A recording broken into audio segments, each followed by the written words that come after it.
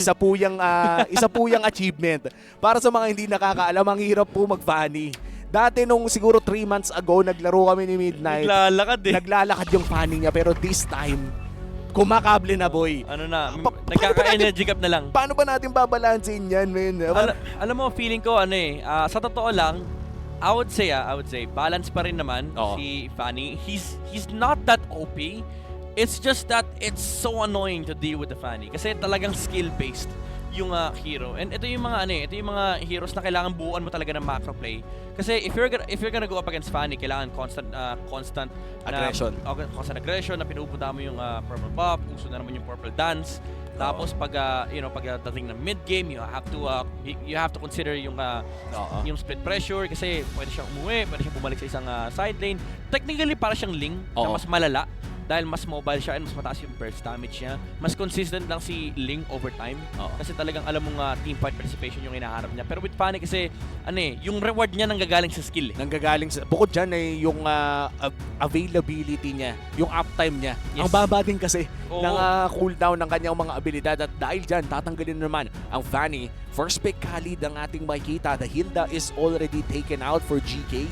Ibig sabihin nito for Nightmare, they do have the option to get the Gatot Kacha na kadalasan ay kinukuha din naman sa red side. Yep. Pwede yung Gatot into a Valentina or Aurora from the side of Nightmare or actually Suyu, pwede rin naman. Ay, Hylos ang naging choice nila. Okay, Hylos and sino to? Aurora. Okay, Hylos Aurora. Wala na yung show ni Samo kanina, so this is likely gonna be an XP Khalid. Beatrix si wow, kinuha si Cecilion ulit. That's a lot of wave clear. Yep. Grabe yung wave clear nito, men. Parang isa rin to sa mga ayoko kalaban sa Archie, yung dalawan to, pag nagsama. Kasi kahit anong lamang nyo, kung hindi nyo kung kunwari, 5 sila, di ba? 5 naman, MLBB, 5v5. Mapatay mo yung 3 niyang kakampi. Hindi ka masaya. Hindi ka pa rin masaya. Kasi kahit kumpleto kayong 5 na magpupush, hindi nyo naman mawaan yung Torre. Unless may isa sa inyo naka-flicker. Tama. Tapos ready. Pero syempre, usually sa teamfight, nagkakagamitan ng battle spell eh. Pag wala kayong flicker, tapos nagamit yung mga ultimate nyo, napatay nyo yung 3, tapos naiwan Beatrix si Cecilion, huwag na umasa. Hindi ka masaya. Dahil kaya nilang ubusin ng minions. But this time, yes, they do have the wave clear. But mukhang backline access ang naging priority naman na ni Coach Exxon, securing that Hayabusa, which I feel one of the best picks ngayon kung may kalaban kang Beatrix at Cecilion dahil total wala naman ng Fanny. Yung Ling bumababa yung priority. The Hayabusa is very quick access to those backline heroes. Yeah. Tsaka it's a good jungler to put pressure in the mid lane. The likes of the Hayabusa, the Nolan, yung kasi yung Ling medyo ulti dependent din. Although ganun din naman si Hayabusa, pero there's more versatility as to how to play this world. I am not the only one bound by these chains. Ito is pinapalaro yung Alpha sa side ng GK kasi itong tatlong heroes ito, they're very much equipped to deal with the Alpha, especially yung Haya. Kaya niya yung 1v1 na 1v1 side lane. 1v1 side lane. Tsaka kahit 1v1 sa loob ng jungle. And ang masama dito yung Alpha. Isa ito sa mga heroes na masasabi nating makunat lamang kung tatama yung mga abilidad niya. And the item path for the Alpha is usually a lot of spell vamp. So kung hindi tatama yung mga spells niya, walang babalik na buhay sa Alpha. Kasi tinamaan yung hangin. Wala namang HP yung hangin. Kahapon may kikwento ko sa'yo. May isang play yung Hayabusa. May kalaban siyang, hindi ko maalala kung sino yung katapat niya. Pero ang importante doon, is kill na sana. Pero pag quad shadow in niya plus the Ugi shadow kill, ay lumipat doon sa scroll crab yung kanyang ulti. Yun lang ang weakness ng Hayabusa. Medyo talo ka sa malas. Natalo ka sa malas pero nagkulot. Binuff ang first kill damage yan by a lot. Mahapdi I think it was from around 150 to 240. 90 plus 90. Yun nga, di ba? 150 to 240. So 90 yung nadagdag. Galing natin mag-mat doon, Midnight. Nakakita na ako ng ganyan yung Claude na ginagawa nila, tank emblem. I mean, dati naman na yun, pero ngayon mas valid siya, mas viable. Kasi mahapdi na yun mahapdi na yung first skill ni Claude. And naturally, nagra-ramp up pa rin naman yung attack speed. Joe-hit pa to? I like this. It's fast-paced. Now, you have to find a fast pace here. Nightmare. Hindi ako fan ng Hylos room dito. Might as well ilagay nila sa XP. Kailangan nila ng patapat ito kay Johed, Tig. I think the Gatot Gacha is still open if I'm being honest. Gatot, that's hard though against Julian and Johed. Kaya-kaya nila i-burst from 100 to 0. Kailangan nila ng yung medyo panghuli din. Something like Edith. Ay, Okay. pang-cancel sa Johed.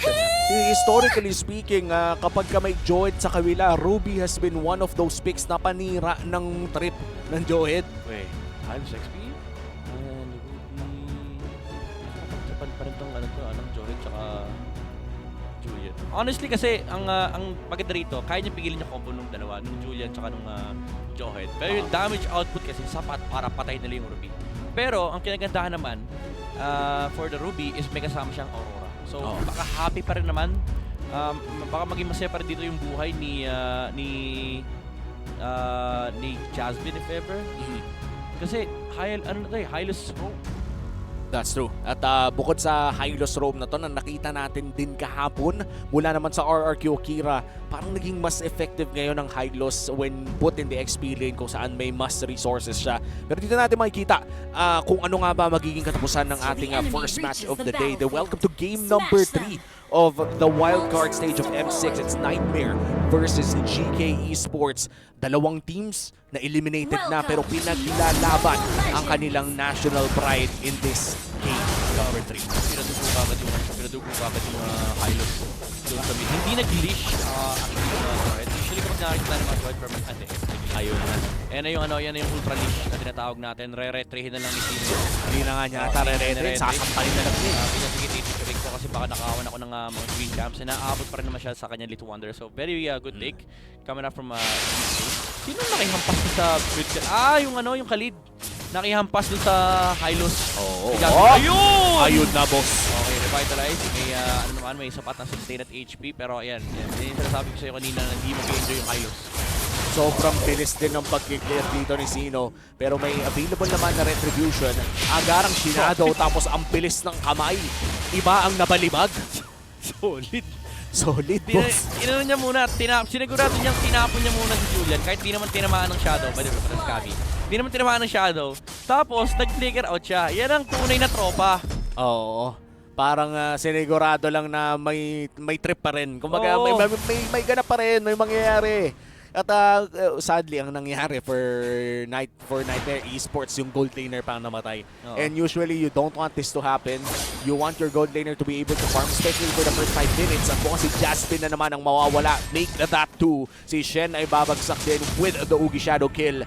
Mukhang nag-iinit na rin si Too Easy for Lexi. Hindi talaga ako fan itong Hylos Room. I mean, sa late game, it will matter kasi meron silang pang-reach. Dito versus the Julian in the Sicilian. And si Julian actually kaya nag-fall off din sa meta yan kasi sobrang stupid nung late game niya na parang kahit gaano kataas ang tempo naman ko ng Julian, ang napakadali niya hulihin. Honestly kasi medyo grab closer din eh. Si Julian ang wala sa game ng alpha. So very good for alpha. Pero dito tinapos si Jasmine. Makuha pa rin na naman ni Samo yung turtle. Ninakaw niya rito mula sa kanyang dalawang jungler. At ayun na nga, may nakuha pa out of that entire, actually pangalawang beses na yan. Yung ka-lead pick since yesterday midnight ay laging may nasasalisi na turtle. Even kanina, yung winawasiwas niya na Ang dami kasing AOE. Kaya nga yung bigla na lang may random na tatama eh. May Concussive, may Desert Scimitar, yung Rating Sandstorm. At I think this was you who mentioned this during MPL broadcast na ang maganda dito kay Khalid as a pick is napakataas ng base numbers ng kanyang mga abilidad. So ibig sabihin, kahit tank build ay masakit pa rin naman. At si Jasmine, kahit tank build ay masasaktan pa rin. Hindi talaga mag-enjoy kung ikaw yung Hylos dyan. Ang daming lockdown ng GK, yung tapo ng Johe, yung tapo ng Force, yung Julian. Actually, kahit yung Sicilian, problema yun eh. Kasi as much as possible kung ikaw yung Hylos, kung gusto mo na kita ka nung kalaban mo sa early to mid game and hahampasin ka lang ng Bats Impact, gagawin kang mga numbers yan eh. Basically, ginagawa kang numero nung Sicilian. Kumbaga ginagawa kang punching bag. Di ba pag ang punching bag sinasapak mo para lumakas ka. Si Smile ganun yung ginagawa niya pero mukhang grabe na naman yung sanguine close doon. At si Shen ngayon na mabibigyan. Si Jasmine mukhang mabibigyan din naman with a Julian combo. Pero yung healing from the Revitalize and the Glorious Pathway magiging sapat para ma-heal back siya to half HP. Big resource though, however, for Nightmare Esports. And si Smile dito, kahit pa 0-3, medyo tumilis yung kanyang bouncer. So, not a big problem for GK Esports kasi libre pa rin naman yung Beatrix saka yung Julian to, get their items up. And at some point, magiging problema itong burst damage ng Regal kay for Lexino. Pero that's very much solvable by Winter Crown. And yung Winter Crown, nauuso na nga talaga sa Claude, no? Dati Wind of Nature yung go-to dahil may bonus attack speed. Pero yung abilidad mo na pumasok doon at umulti lamang, tulad lamang ni Shen at binato na nga niya palayo si Offer at si Jasmine ay tumatangki ng napakadami. Shen on low HP pero on Turtle ang ganap ngayon at kukunin ito ni Zeno. Si Shen ngayon ang mawawala at si Soulson ay susunod na. Pride of Ice is available at mukhang babagsakan na lamang ng mga bala. That will be the Turtle and the kills for GK Esports. Sobrang ganda ng ginawa niya. Kahit nakancel yung tapon niya, tinapon niya yung Rubido sa harap ng Hayabusa. So na-force out yung Shadow. Mula dito kay too easy for Lex. Si Oper pinilit niyang gamitin yung kanyang Imo Pendant kontra sa Sicilian. Pero hindi nga nila makapot sa Sicilian kasi may nakaharang na Johet doon sa Hylos tsaka Hayabusa. And wala na rin kasing Shadow. Si too easy for Lex. So miners na lang ni Sino tsaka ni Carly yung Ruby tsaka yung Turtle. And by the way, yung Claude Balano gamit ang M6 Claude skin. So kung hindi nyo pa nakukuha, kunin nyo na dahil napakadaming pwedeng kunin dun sa M6 Battle Pass if I'm being honest. In fact, kung sapat ang iyong mga diamonds ay may chance pa nga makuha mo pa yung Stellar Brilliance skin ni Beatrix if swertein ka. Kailangan din konting swerte. Pero si Samo mukhang hindi na kailangan ng swerte pa kasi ang kunat niya. Maghihilang yan. Mag-Sandguard. And ang problema pa dyan, yung threat ni Claude tsaka ni Hayabusa, very much solvable ng third round. The Nature, Hinila na naman, si Shen, 0-5 na yung Joy dito, pero napagkamta ng Raging Duet.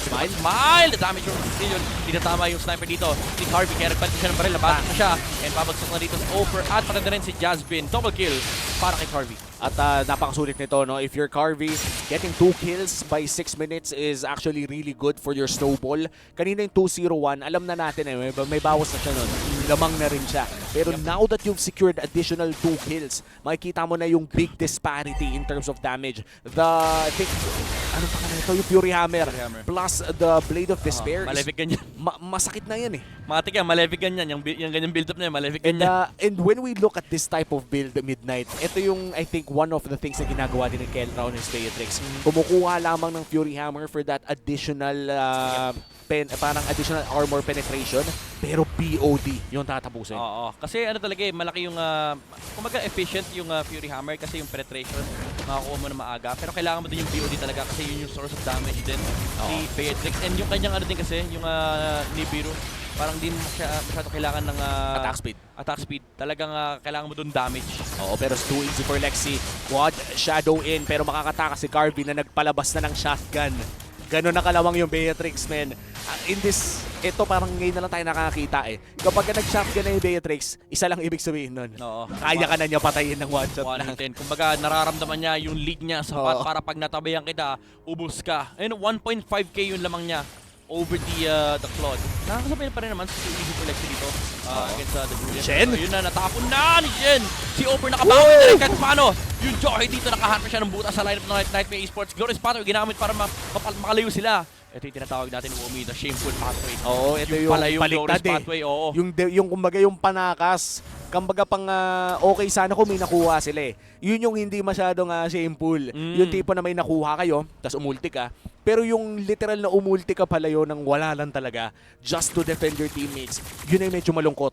And you really want to utilize this big ultimate to deal a lot of damage. Pero Soson, half HP. At tapasukin na nga rin Shen, ibabalibag pa. Take that down. Isang kill na. Harvey with the sniper. Hindi tatama ang Renner. Pero si Shen ay makapag-flicker palayo. Sanguine Clone na naman ay magko-connect. Pero here comes the shadow kill from easy! Dahil masyadong masakit si Carvey. Hindi na nakapag-shadow back after nung isang basic attack. Tinap kagad yung ulti at binitawan kagad mula kay Carvey. And he took down the Hayabusa and Nightmare Esports. Unti-unti na nating nararamdaman. Ayun, instant replay. Very well deserving pa. Lupit ng GK Esports dito. Ayan, pagka-engage, lumaban, humarap kagad yung apat. They actually saved the joy because of this. And yung Sanguine Scroll na tinutukoy ni Omi kanina, catching the high loss. And ito na yung malupit. Ito na yun, Ito na yung malupit. May trinay. Basic attack, ultimate, bang! Alam mo, out of the 5 sniper shots na binato ng Beatrix doon, 2 nagbintes, pero yung 3 yun were kill securing shots coming in from the Renner. And ang maganda dito sa ginagawa ni Carvey is hindi lamang niya ginagamit yung Renner's Apathy to poke. He's actually using it to burst people down. Dahil meron ka namang crowd control na nanggagaling dito sa isang Jawhead. In fact, almost all of your teammates have crowd control na pwedeng tulungan ka sa pagtutok ng sniper na yan. Dahil kung para sa mga hindi naglalaro ng Beatrix dyan, no, it's one of the hardest na itutok. Naging joke time na nga sa atin midnight na pag nagwa 1v1 tayo sniper only. Sa totoo lang, nakakapag-practice tayo ng pag-skill shot gamit yun. Ano talaga yun yung classification doon. It's a skill shot na very hard to land. Kasi imagine mo yung mechanics na gumagalaw din sa Sanguine Claw. Okay, napagamit na. Ayun Na! ng BMY palayo. Blazing Duet ginamit na pero mapapatay pa rin naman si Kami dito. Walang damage pa yung Claude. And si Shen naiwan sa likuran. Pero okay lang dahil nandito pa rin naman ang GK Esports. And that was a great call coming in from GK Esports. Nakita nila na nagamit na ang BMI and perhaps nakatime din ang flicker niya na cooldown pa. There was no other spell na pwede gamitin ni Kami doon kundi yung BMI na magbibigay din ng konting shield. Pero hindi yun sapat para bigyan siya ng buhay in that entire fight. Another turret na makuha ng GK Esports. The bait is real mula sa GK. And si Smile definitely nakangiti ngayon. In Nightmare Esports, ito naman yung bangungot na kinakaharap nila kahit yung Khalid hindi nila kaya. Sanguine Claw tumama na naman kay Jasmine. Hindi namaan na naman ang bala. Mula dito kay Jasmine, isa pa! Nightmare Esports losing 2 heroes. Dalawang kalapit lang mula kay Carvey. Kumbaga 2 bala ka lang si Carvey, half Filipino. Mala FPJ pala to. And the rocket launcher available, the Lord as well. This might just be endgame. Power lock, Kami with a flicker out, blazing the way, clearing niya minion wave, pero may Lord pa rin masarap ng base ng Nightmare Esports and GK Esports. Sila ang magwawagi sa serye na to. What a play coming in from Carvey and the squad. Alam natin na hindi lamang nag-iisa ang Beatrix noon. Lahat ng kanyang mga play ay sinuportahan ng kanyang mga ka-squad. And squad goals to, no, matapos sa M6 with a win. And for Nightmare Esports, it is quite unfortunate na hindi sila nanalo sa kanilang last match. Pero sinabi na nga ni Too Easy for Lexi sa M-Chat kanina na babawi sila in the future at nagsorry na rin naman sa fans, but this time it is the moment for GK Esports after feeling a lot of regret for the first few parts of the wild cards. They will end tonight with a victory. Enjoy Malaysia with a smile, Grabe, ito talaga yung totoong go out with a bang-bang. Dalawang kalabit mula kay Carvey ang tumapos dito sa Nightmare Esports. Of course, props pa rin sa Nightmare Esports sa kanilang binigay na performance dito sa wildcard. Pero GK Esports, sila din talaga ang nagpakita ng gilas dito sa kanilang laban. And yung ano din yung composure din ng team na to, even though they lost game number 2, na parang dapat nga kanila yun. Parang game number 3, hindi natin naramdaman na galing sila sa talo. Parang nag-reset lang sila. Masaya si Smile, nakuha niya ulit yung kanyang Sicilian. And yung gold lane performance na naman mula dito kay Carvey. Talagang nabibigyan ng magandang espasyo si Carvey dito. Similar to game number 1. Kapag nakakuha ng tempo dito yung kanilang jungler, nagre-revolve talaga yung laro nila sa mid, and then nabibigyan ng espasyo si Carvey, and nagkakaroon siya ng opportunity para magpakitang gilas sa game. And kung si Oheb, the Filipino sniper, si Carvey, the half Filipino sniper, total half Pinoy. Pero syempre, joke lang yun. Kinubahan ako anong gusto nyong hanapin.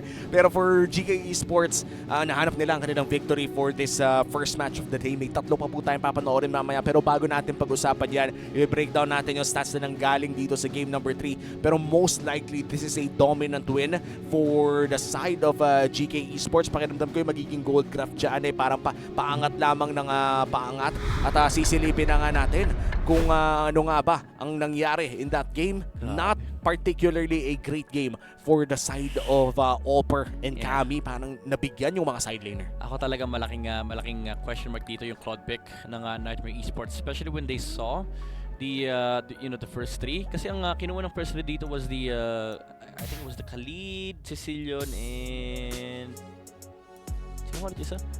The Julian and the Jawhead. Julian was second phase. Weh?